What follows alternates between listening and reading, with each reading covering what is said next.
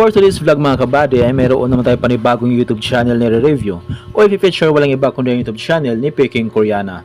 Ito si Peking Koreana ay meron siya may get 79,000 subscribers, so deserve niya magkaroon ng maraming subscribers sa kanyang YouTube channel.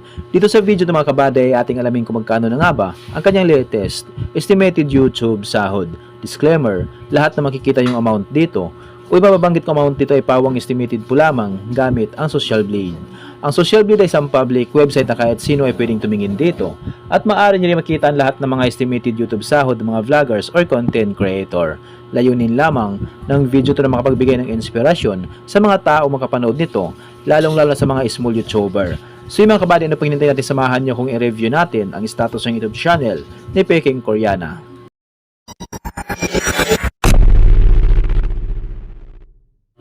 So yun mga kabady, dito tayo ngayon sa official YouTube channel ni Peking Koreana dito sa Social Blade. So dito makikita natin na umabot na sa 79,000 subscribers ito si Peking Koreana at meron siyang 101 uploads na video.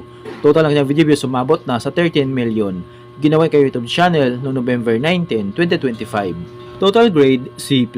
Social Blade rank pang 273,173. Subscriber rank pang 2,437.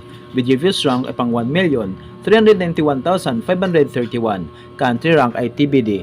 In the last 30 days nakakuha ng 5,400 subscribers itong si Peking Koreana at umabot sa 2.8 million video views in the last 30 days yung kanyang nakuha.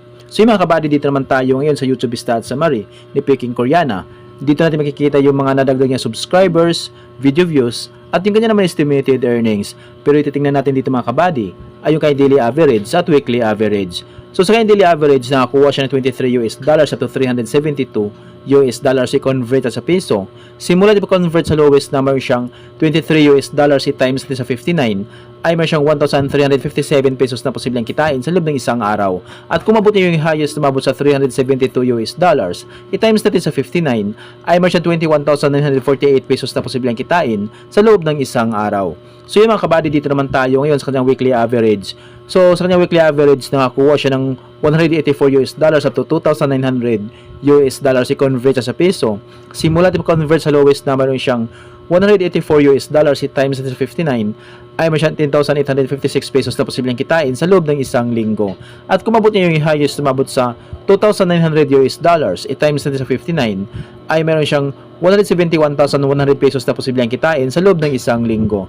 So yung mga kabady, dito naman tayo ngayon sa kanyang estimated monthly earnings. So disclaimer po lamang mga kabady, ang video na ito ay layunin lamang na makapagbigay ng inspirasyon sa mga tao magkapanood nito, lalong-lalo sa mga small YouTuber. So dito sa estimated monthly earnings ni Peking Koreana ay umabot sa $698 up to $11,000 i-convert sa piso. Simula pa convert sa lowest na meron siyang $698 i-times sa 59 ay meron siyang 41,182 pesos na posibleng kitain sa loob ng isang buwan.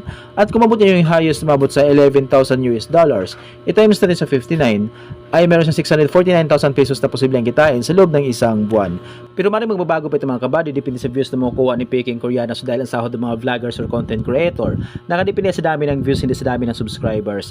At laking tulong din yung mga viewers na hindi nag-i-skip ng ads. So kapag once na hindi po tayo nag-i-skip ng ads, medyo lalaki ang YouTube sahod ni Peking Koreana.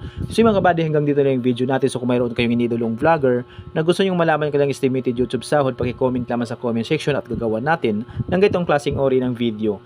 At kung nagustuhan nyo ang video ito mga kabady, huwag niyo po sanang kalimutan mag-like, share at mag-subscribe sa munting channel nito. Once again, this is Kabady Vlog. Peace out.